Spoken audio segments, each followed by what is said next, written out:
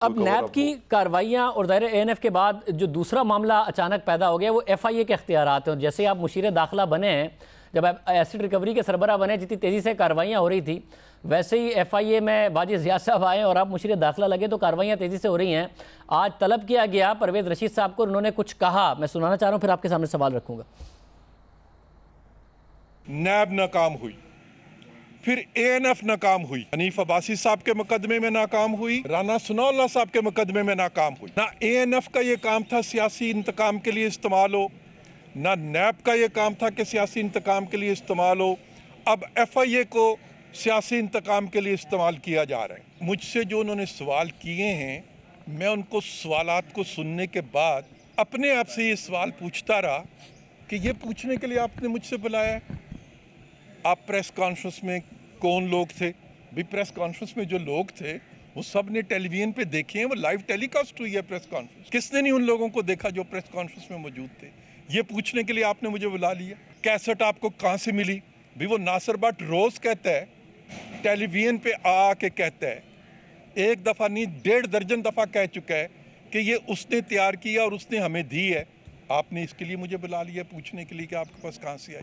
तो इस तरह के सवाल थे जिनका ना कोई सिर था ना पैर था। और जिस शख्स को सुप्रीम कोर्ट ऑफ पाकिस्तान कहती है कि वो हमारे माथे पे काला दाग है, उसके बारे में कोई कार्रवाई नहीं की जा रही।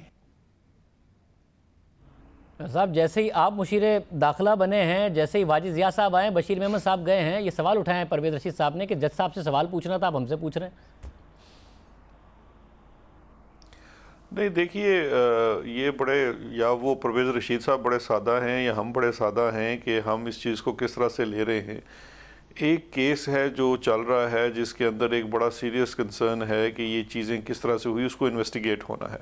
अब ये जो परवेज़ रशीद साहब फरमा रहे हैं कि जी वो प्रेस कॉन्फ्रेंस हुई, सबके सामने मौजूद हुई, मुझे ये बात बता दें कि क्या जो क्रिमिनल प्रोसीजर कोड है या जो कानून शहादत है उसके ऊपर वो प्रेस कॉन्फ्रेंस की वीडियो उठा के लगा देंगे या हर उस शख्स से सवाल करेंगे, उसका बयान लेंगे?